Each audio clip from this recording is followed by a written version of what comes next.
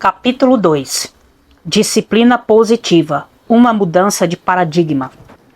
A tarefa mais importante de um educador, pode-se dizer, o seu santo dever, é fazer com que nenhuma criança seja desencorajada na escola, e que uma criança que entre na escola já desencorajada recupere sua autoconfiança por meio de sua escola e seu professor. Isso vai ao encontro da vocação do educador, porque a educação só é possível com crianças que olham com esperança e alegria para o futuro. Alfred Adler. Imagine como seria entrar em um mundo no qual tudo é diferente do mundo em que você foi criado. Talvez você tenha crescido querendo agradar os adultos. Você trabalhou duro para tirar boas notas para que seus professores e pais ficassem orgulhosos de você. Você tentou ser um bom filho, assim você evitaria punições. Você se tornou um viciado em receber a aprovação dos outros. Não ocorreu a você que seus pensamentos e ideias deveriam ter importância a alguém. Ou você pode ter sido uma daquelas crianças que lutavam contra o sistema. Você não ligava para recompensas. Você fazia o seu melhor para não ser pego e assim evitar punições. Mas se você fosse pego, bem, você se tornava um rebelde. Infelizmente, você estava mais focado em se rebelar contra os pensamentos dos outros do que em examinar seus próprios pensamentos. Agora, ainda imaginando que você seja uma criança, você entrou em um mundo no qual os professores não utilizam punições e recompensas. Eles querem que você se concentre em soluções para problemas, junto com eles. Em vez de impor consequências a você, eles o encorajam a pensar sobre as consequências do seu comportamento e como isso afeta você e os outros. Eles acreditam que os erros são oportunidades para aprender e que às vezes você pode optar por fazer uma pausa positiva em uma área que você ajudou a criar, para se sentir melhor antes de estar pronto para aprender. Como você vai lidar com esse novo mundo? Nosso palpite é que não vai ser fácil desistir da sua dependência ou rebeldia contra adultos que usam os motivadores extrínsecos, punições e recompensas, em favor de aceitar a responsabilidade e trabalhar com aqueles que usam motivadores intrínsecos, ensinando habilidades para o bem comum e para a resolução de problemas de modo respeitoso. Esse novo mundo pode não ser fácil também para os professores que estão acostumados a programas de disciplina baseados em behaviorismo. Da mesma forma, eles precisam de uma mudança de paradigma na sua consciência. A tabela a seguir pode ajudá-los a explorar a diferença entre duas escolas de pensamento. No início dos workshops e aulas sobre disciplina positiva, ajudamos os professores a se tornarem mais conscientes sobre a necessidade de mudança, pedindo-lhes para criar uma lista do que eles querem para seus alunos. Que tipo de características e habilidades de vida eles esperam que seus alunos desenvolvam? Por mais de 30 anos, em diversos países, centenas de grupos criaram essas listas, e todas elas trazem essencialmente o mesmo. Características e habilidades de vida: autoestima saudável, responsabilidade, autodisciplina, cooperação, gentileza, empatia, compaixão, respeito por si mesmo e pelos outros, habilidade de resolver problemas, senso de humor, resiliência, comprometimento, crença no poder pessoal, amor à natureza, honestidade, aprendizado ao longo da vida, automotivação, felicidade e consciência social. Você vai notar que essa lista não inclui excelência acadêmica.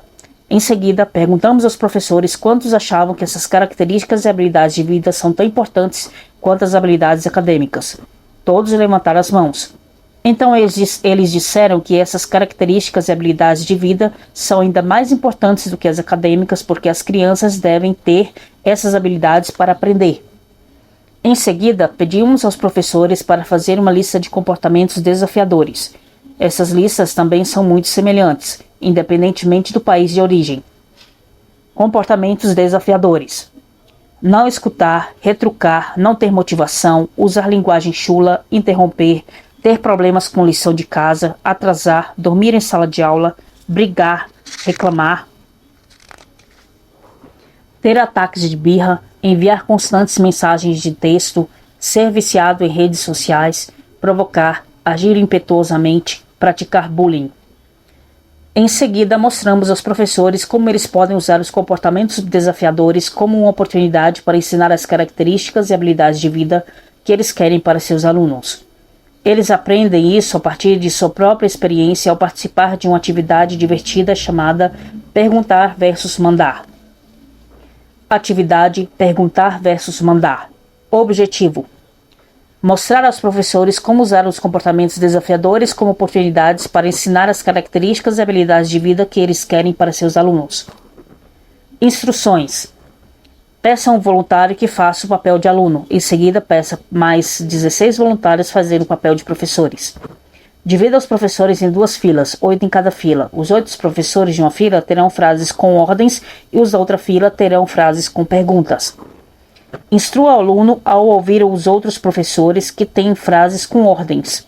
O aluno para na frente de cada professor e ouve o que ele ou ela tem a dizer sem dizer nada em resposta. O aluno deve apenas perceber o que ele ou ela está pensando, sentindo e decidindo. Frases com ordens. Você sabe que tem que fazer sua lição de casa antes de vir para a aula? Não se esqueça de levar o seu casaco com você para o intervalo e não se esqueça de vesti-lo, está frio lá fora. Se você não fizer o seu trabalho em sala de aula, você vai ficar no intervalo para terminá-lo. Guardem seus papéis, coloquem seus livros de volta na prateleira e limpem tudo antes de sair da sala de aula. Por que não consegue se sentar quietinho como a Sally? Pare de choramingar e reclamar. Chega, quem começou isso? Você acabou de levar um cartão vermelho por não parar de falar. Depois de ouvir essas frases, o aluno conta o que ele ou ela está pensando, sentindo e decidindo. Então, a lista de características e habilidades de vida é mostrada ao aluno e perguntamos se ele ou ela está aprendendo alguma daquelas habilidades. A resposta é quase sempre não.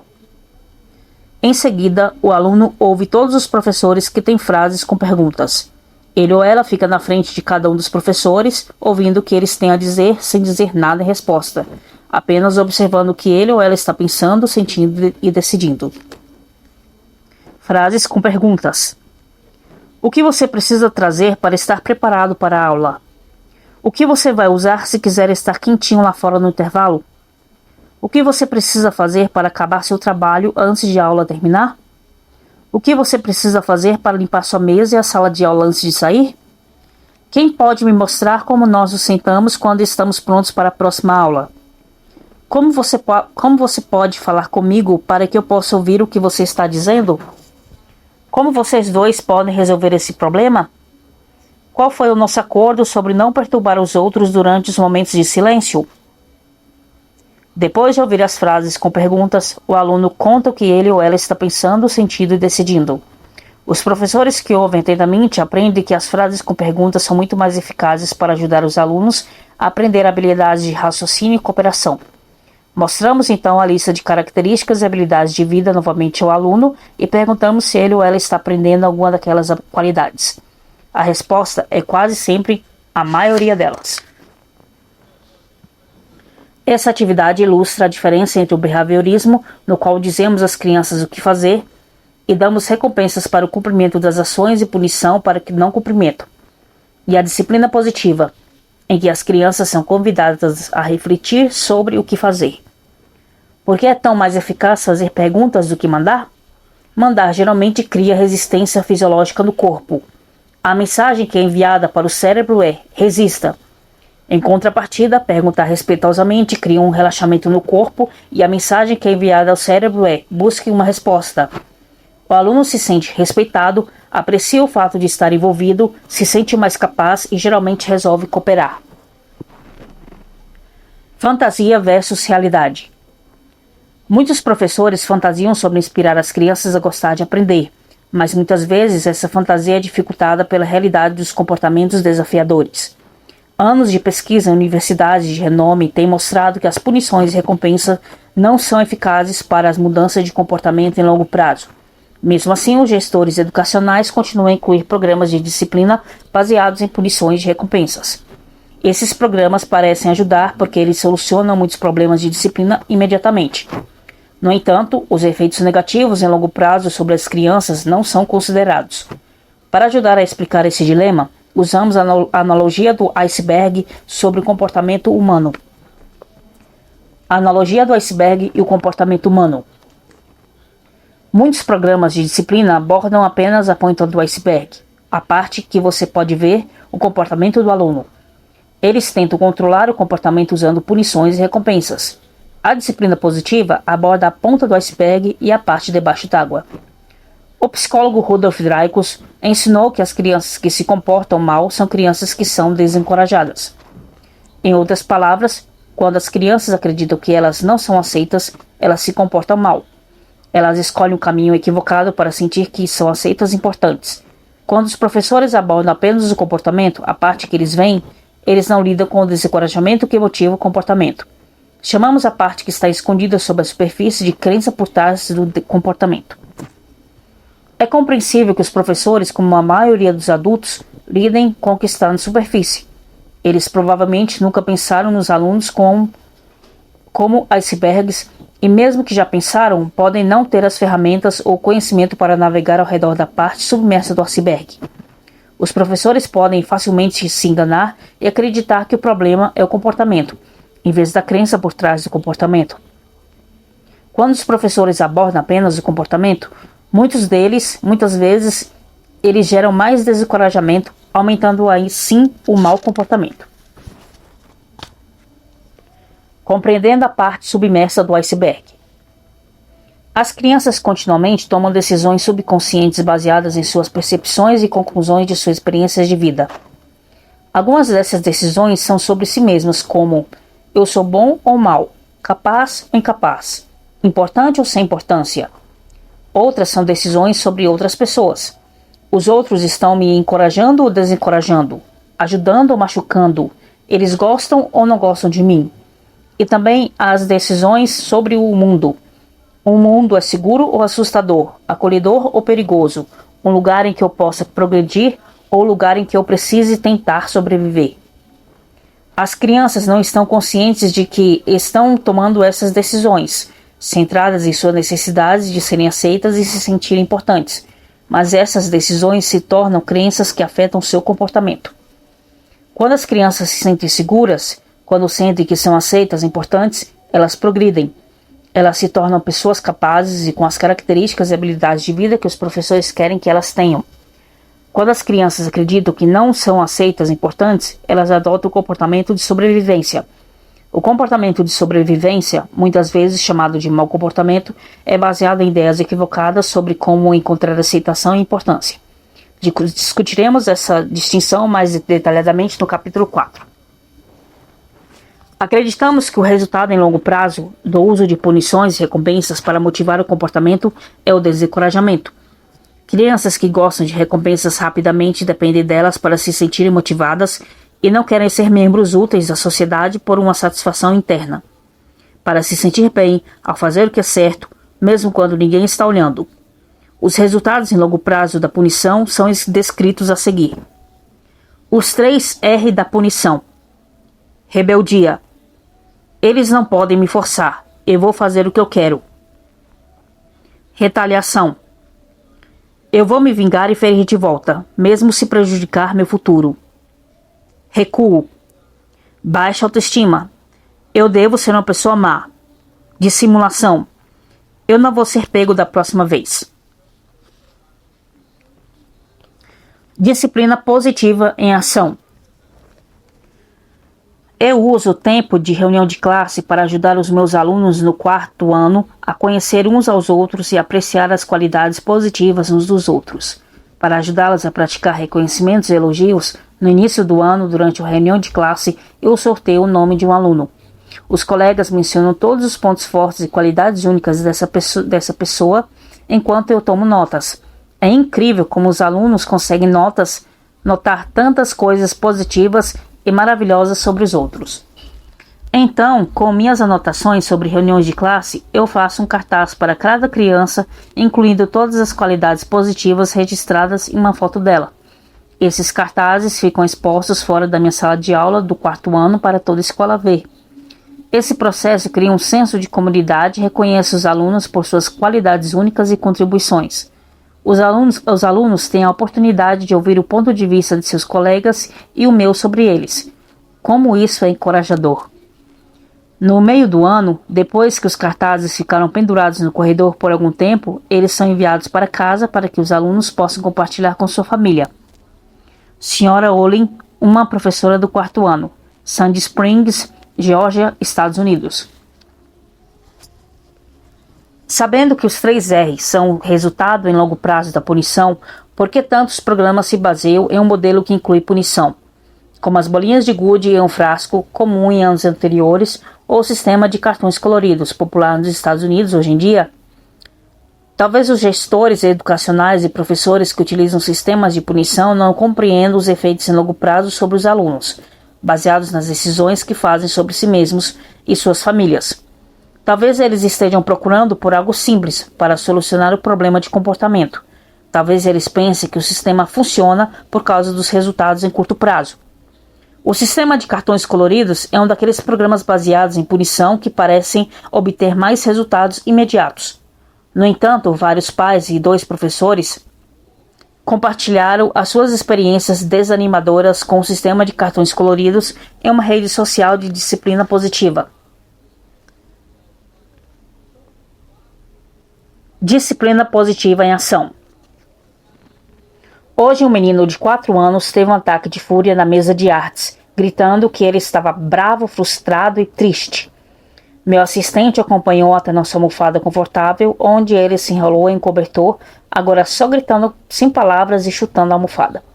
Ele se recusou a falar com o assistente, apenas continuou a gritar. Eu me sentei ao lado dele e sussurrei. Eu preciso de um abraço.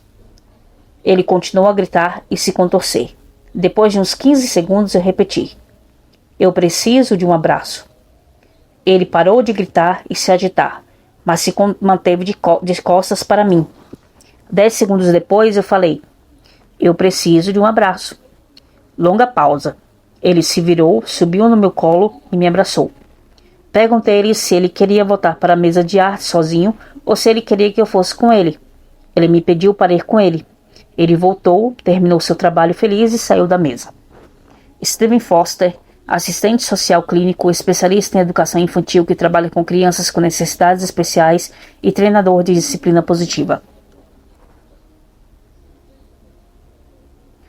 Meu filho começou no jardim de infância ontem, escreveu uma mãe chamada Lori, e eu preciso de conselhos. Ontem e hoje, sua professora chamou os alunos um de cada vez para serem liberados aos pais. Notei que a professora está usando esse momento como oportunidade para informar sobre o comportamento da criança. Ela diz coisas como: ele teve um ótimo dia hoje, bom trabalho, mamãe, com um grande sorriso no rosto, ou ela lista os crimes que a criança cometeu durante o dia. Eu fui uma das sortudas cujo filho foi liberado no final, então eu não tive que ser humilhada quando ela relatou que ele teve um bom dia, mas recebeu um cartão vermelho à tarde. Hoje eu jurei que iria pegar meu filho pela mão, acenar e me despedir antes que ela tivesse a oportunidade de nos constranger na frente dos outros. Meu filho mesmo me contou depois de escola, ele ficou de castigo porque recebeu um cartão vermelho. Perguntei-lhe o que aconteceu e como ele poderia evitar isso no dia seguinte, e seguimos com a nossa tarde. Meu marido e eu estamos muito chateados, e ele acha que eu preciso dizer algo para a professora.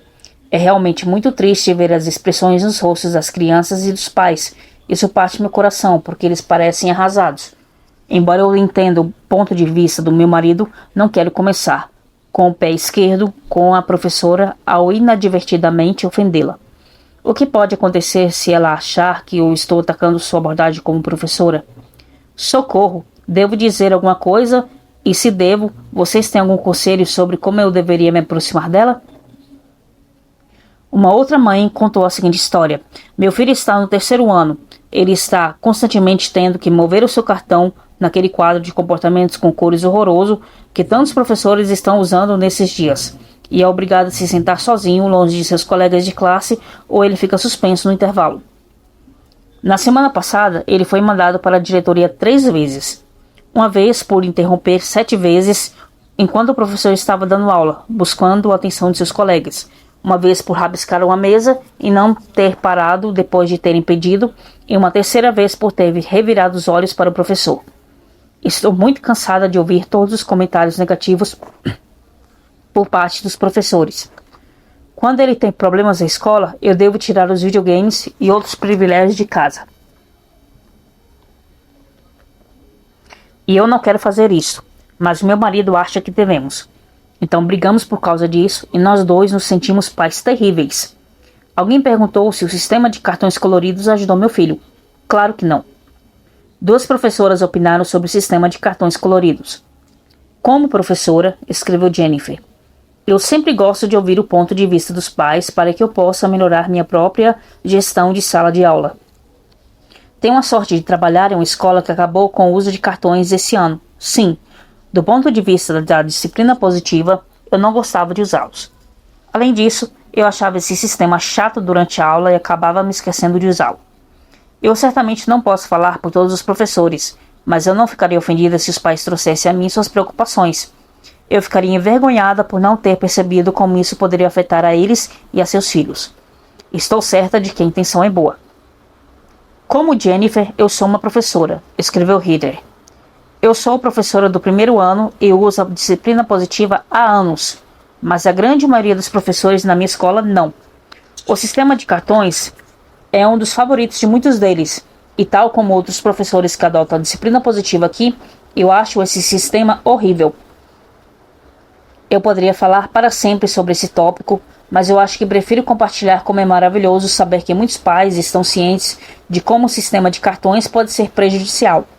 Assim como o professor que humilha publicamente o comportamento de um aluno e que os pais estão dispostos a se posicionar. De todos os professores da minha escola que usa um sistema de cartões, eu realmente não consigo pensar em ninguém que não estivesse pelo menos aberto a ouvir as preocupações dos pais. Se você apresentá-la de uma forma respeitosa e talvez usar algumas das perguntas que estimulam a curiosidade, acredito que o professor do seu filho vai realmente ouvi-lo. Talvez acrescentar algo como: eu sei o quanto você se importa com seus alunos, e sabendo que você reconhece meu filho por apenas alguns dias, eu tenho certeza de que você não estava ciente de como ele se sente ansioso quando chega a hora de ir para a escola. Nós não acreditamos que as crianças devam se safar com comportamentos inaceitáveis. Este livro está repleto de ferramentas não punitivas e sem recompensas para ensinar às crianças comportamentos socialmente aceitáveis. E assim como é preciso tempo para que as crianças aprendam habilidades acadêmicas, é preciso tempo para que elas aprendam habilidades sociais. Pense sobre o que é preciso para que uma criança aprenda a falar. Anos de exemplo. Primeiro dizer uma palavra, então ouvir mais exemplos e encorajamento para aprender frases. E mais alguns anos para continuar desenvolvendo e aperfeiçoando a linguagem. Por que esperamos resultados imediatos para outros tipos de aprendizagem? E como as crianças aprenderiam a falar se elas fossem humilhadas e punidas cada vez que errassem? As crianças aprendem o que vivem. Se quisermos que nossos filhos cresçam aprendendo a ser gentis, firmes e respeitosos, temos que garantir que essa é a maneira que eles vivem. Vamos fazer uma viagem pelo tempo para o futuro. A história a seguir vem de Lynn Lott, coautora deste livro e psicoterapeuta, que nos fala sobre uma menina de 16 anos que ficou em apuros quando estava no jardim de infância. Ontem eu trabalhei com uma garota de 16 anos e foi encaminhada para mim porque teve problemas graves de estômago, durante mais de um ano, sem origem médica. Nós trabalhamos com suas memórias de infância para conhecer suas crenças fundamentais que foram criadas durante seus primeiros anos. A primeira memória que ela teve foi do jardim de infância, em que ela foi corrigida 4 vezes por falar na sala de aula, encaminhada para sentar-se na cadeira do pensamento. Uma situação humilhante e embaraçosa, mesmo aos 5 anos de idade. Depois de ter sido punida na escola, primeira punição, seus pais foram chamados para uma reunião, e o professor explicou que sua filha única, não teria permissão para ir ao parquinho porque ela falava demais, segunda punição. Quando a criança chegou em casa, seus pais deram um sermão e a puniram tirando seus brinquedos. Terceira punição. Disciplina positiva em ação. Isso aconteceu hoje na minha aula de habilidades sociais para pré-escolares. Ryan estava tendo uma manhã terrível, batendo nas outras crianças repetidamente, mandando adultos se calarem, fugindo, etc. Perto do final do dia, eu o trouxe para o canto e descrevi seu dia. Eu disse a ele que parecia que ele estava tendo um dia muito difícil. As crianças estavam bravas com ele. Ele estava dizendo aos adultos para calarem a boca. Previsivelmente, ele me disse para calar a boca. Mais uma vez, perguntei-lhe se alguma coisa havia acontecido em casa que o estivesse incomodando. Cala a boca. Eu disse que eu realmente queria ajudá-lo, mas eu não sabia o que fazer. Cala a boca. Eu perguntei se ele queria um abraço. Não.